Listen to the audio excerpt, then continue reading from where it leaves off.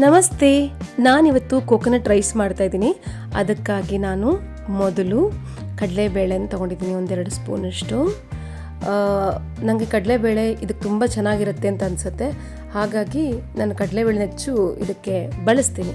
ಆಮೇಲೆ ಒಂದು ಅಥವಾ ಒಂದೂವರೆ ಸ್ಪೂನಷ್ಟು ಅಥವಾ 2 ಸ್ಪೂನಷ್ಟು ಆದರೂ ಆಗಿರ್ಬೋದು, ಅವರವ್ರ ಇಷ್ಟಗಳ ಮೇಲೆ ಇದನ್ನು ಮಾಡಿದ್ದೀನಿ. ಕಡಲೆಬೇಳೆ ಮತ್ತು ಉದ್ದಿನಬೇಳೆ ಎರಡನ್ನೂ ಕೂಡ ಸಿಮ್ಮಲ್ಲಿಟ್ಟು ಸ್ವಲ್ಪ ನಾವು ಕೆಂಪಾಗೋವರೆಗೂ ಹುರ್ಕೋಬೇಕು. ಆಮೇಲೆ ಒಂದು ಬಟ್ಲಲ್ಲಿ 1/4 ಗ್ಲಾಸಷ್ಟು ಕಡಲೆಬೇಳೆ ತೊಗೊಂಡಿದ್ದೀನಿ. ಈ ಕಡಲೆಬೇಳೆನ ನಾನು ನೆನೆ ಇಟ್ಬಿಟ್ಟು ಒಂದು 10 ನಿಮಿಷ ಆಮೇಲೆ ಕುದಿಯೋಕ್ಕಿಟ್ಟಿದ್ದೀನಿ. ಒಂದು ಸಲ ನೀಟಾಗಿ ತೊಳ್ಕೊಂಬಿಟ್ಟು ಆಮೇಲೆ ನೆನೆ ಹಾಕಿ ಆಮೇಲೆ ಕುದಿಯೋಕ್ಕಿಟ್ಟಿದ್ದೀನಿ. ಯಾಕೆಂದರೆ ಇದು ಕಡಲೆಬೇಳೆ ಭಾಳ ಇದರೊಳಗೆ ಇಂಟ್ರೆಸ್ಟಿಂಗ್ ಆಗಿರುತ್ತೆ ಕೊಬ್ಬರಿ ಅನ್ನದಲ್ಲಿ. ಈಗ ಇಷ್ಟು ಅದನ್ನು ಬೇಯಿಸೋಕ್ಕಿಟ್ಟಿದ್ದೀನಲ್ಲ, ಎಷ್ಟು ಬೇಯಬೇಕು ಅಂತಂದರೆ ಅದು 2 ಹೋಳು ಆಗಬೇಕಷ್ಟೇ ಕಡಲೆಬೇಳೆ. ಅದಕ್ಕೂ ಜಾಸ್ತಿ ನೋಡಿ ಅಷ್ಟೇ ಆಗಬೇಕು. ಅದಕ್ಕೂ ಜಾಸ್ತಿ ಆಯಿತು ಅಂತಂದರೆ ಮತ್ತು ಹಿಟ್ಟಿಟ್ಟಾಗಿಬಿಡತ್ತೆ, ಹಾಗಾಗಬಾರ್ದು. ಇಷ್ಟೇ ಆದಮೇಲೆ ತೆಗೆದು ಪಕ್ಕಕ್ಕೆ ಇಟ್ಕೊಂಡ್ಬಿಡ್ಬೇಕು. ಮತ್ತು ಇದಕ್ಕೂ ಜಾಸ್ತಿ ಬೇಯಿಸಬೇಡಿ ನೀವು ಟ್ರೈ ಮಾಡಿದಾಗ, ಜಸ್ಟ್ ಸಿಂಪಲ್ಲಾಗಿರುತ್ತೆ. ಆಮೇಲೆ ನಾನು ಅನ್ನನ ಬೇರೆ ಅಂದರೆ ಹೊರಗೆ ಮಾಡ್ಕೊತೀನಿ, ಕುಕ್ಕರ್ನ ಗಲ್ದಂಗೆ ಮಾಡ್ಕೊಂಡಿದ್ದೀನಿ. ಡೈರೆಕ್ಟಾಗಿ ಅನ್ನಕ್ಕೆ ಇಟ್ಟಿದ್ದೀನಿ. ಅದಕ್ಕೆ 1 ಸ್ಪೂನ್ ತುಪ್ಪ ಹಾಕಿ ಇಟ್ಟಿದ್ದೀನಿ, ಯಾಕೆಂದರೆ ಉದುರಾಗುತ್ತೆ ಅನ್ನೋ ಒಂದು ಉದ್ದೇಶದಿಂದ. ಆಮೇಲೆ ನಾನೊಂದು ಬಾಣಲೆ ಒಳಗೆ ಎಣ್ಣೆ ಹಾಕಿದ್ದೀನಿ. ಎಣ್ಣೆ ಸ್ವಲ್ಪ ಕಾದಿದ್ದಾದಮೇಲೆ ಸಾಸಿವೆ ಹಾಕಿದ್ದೀನಿ. ಜೀರಿಗೆ ಕೂಡ ಹಾಕ್ಬೋದು ಇಂಟ್ರೆಸ್ಟ್ ಇರೋರು, ಬಟ್ ನಾನು ಇದಕ್ಕೆ ಹಾಕಿಲ್ಲ. ನಾನು ಬರೀ ಸಾಸಿವೆ ಹಾಕಿದ್ದೀನಿ. ಸಾಸಿವೆ ಸ್ವಲ್ಪ ಚಿಟಪಟ ಅಂತ ಅಂದಮೇಲೆ ಕರಿಬೇವು ಹಾಕಿದ್ದೀನಿ. ನಾನು ಸ್ವಲ್ಪ ಒಣ ಕರಿಬೇವು ಬಳಸೋದು ಜಾಸ್ತಿ, ಹಾಗಾಗಿ ಒಣ ಕರಿಬೇವು ಹಾಕಿದ್ದೀನಿ. ಆಮೇಲೆ ಇದನ್ನು ಹಸಿಮೆಣಸಿನ್ಕಾಯಿ ಉದ್ದಕ್ಕೆ ಹೆಚ್ಚು ಹಾಕ್ಕೊಳ್ಳಿ, ತುಂಬ ಚೆನ್ನಾಗಿರುತ್ತೆ ನೀವು ಟ್ರೈ ಮಾಡಬೇಕಾದ್ರೆ. ನಾನು ಕಡಲೆಬೇಳೆ ಹಾಕ್ಕೊಳ್ಳೋದು ಮರ್ತುಬಿಟ್ಟಿದ್ದೆ ಒಗ್ಗರಣೆಯಲ್ಲಿ, ಹಾಗಾಗ್ಬಿಟ್ಟು ಕಡಲೆಬೇಳೆ ಹಾಕಿದ್ದೀನಿ ಇವಾಗ.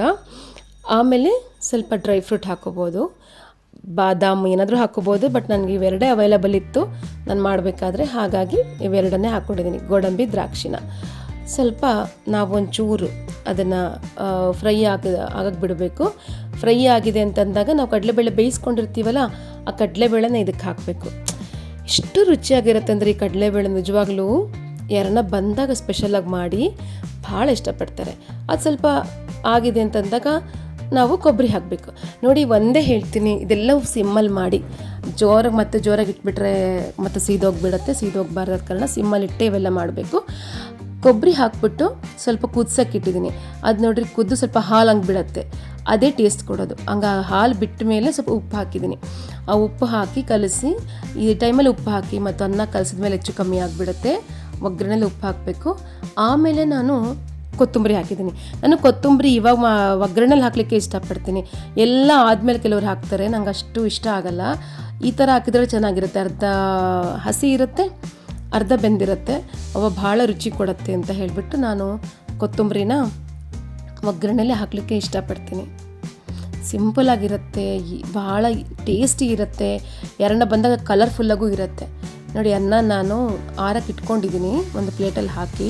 ಅನ್ನ ಆದಮೇಲೆ ಈಗ ಕಲಿಸ್ಕೊಳ್ಳೋದೆ ಎಷ್ಟು ನೋಡಿ, ಇದು ಅನ್ನ ಎಷ್ಟು ಉದುರಾಗಿದೆ ಅಂತ. ತುಪ್ಪ ಹಾಕಿರೋದ್ರಿಂದ ಅನ್ನ ಅಷ್ಟು ಉದುರಾಗಿದೆ ಅಲ್ವಾ? ಕಲಸಿದ್ರು ಕೂಡ ಎಷ್ಟು ಕಲರ್ಫುಲ್ಲಾಗಿದೆ. ಯಾರಾದರೂ ಬಂದಾಗ ನೀವು ಒಂದು ಪಾಯಸ ಚಿತ್ರಾನ್ನದಲ್ಲಿ ಕೊಬ್ಬರಿ ಅನ್ನ ಮಾಡಿದ್ದೀರ ಅಂದರೆ ತುಂಬ ಇಷ್ಟಪಡ್ತಾರೆ. ಆಮೇಲೆ ಅವ್ರನ್ನ ಕೇಳ್ತಾರೆ ಕೂಡ, ರೆಸಿಪಿ ತುಂಬ ಚೆನ್ನಾಗಿತ್ತು, ನಮಗೂ ಹೇಳ್ಕೊಡಿ ಅಂತ. ಅಷ್ಟು ಟೇಸ್ಟ್ ಇರುತ್ತೆ. ಇದಕ್ಕೇನು ಬಹಳ ಮಸಾಲೆ ಇರಲ್ಲ, ಸಿಂಪಲ್ಲಾಗಿರುತ್ತೆ, ಆದರೆ ಅಷ್ಟೇ ಟೇಸ್ಟ್ ಕೊಡುತ್ತೆ. ಏನಾದರೂ ಹೇಳಿ, ಹಿಂದಿನವರ ರುಚಿಗಳು ಅನ್ನೋದು ನನ್ನ ಒಂದು ಅಭಿಪ್ರಾಯ.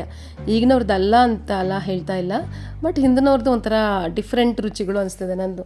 ಯಾಕೆಂದರೆ ನಾನು ನಮ್ಮ ಅಜ್ಜಿ ಥರನೇ ಸೇಮ್ ಟು ಸೇಮ್ ಮಾಡ್ತೀನಲ್ಲ, ಇದು ತಿಂದಾಗೆಲ್ಲ ನಮ್ಮ ಮನೆಗೆ ಎಲ್ಲರೂ ಇಷ್ಟಪಡ್ತಾರೆ ಎಷ್ಟು ಚೆನ್ನಾಗಿದೆ ಅಂತ ಹೇಳಿ. ಯಾಕೆಂದರೆ ಕಡಲೆಬೇಳೆ ಬಾಯಿಗೆ ಬರ್ತಾಯಿದ್ರೆ ಆ ಟೇಸ್ಟ್ ಬೇರೆ ಇರುತ್ತೆ. ಗೋಡಂಬಿ ಆಗಿರ್ಬೋದು, ದ್ರಾಕ್ಷಿ ಆಗಿರ್ಬೋದು, ಭಾಳ ಚೆನ್ನಾಗಿರುತ್ತೆ.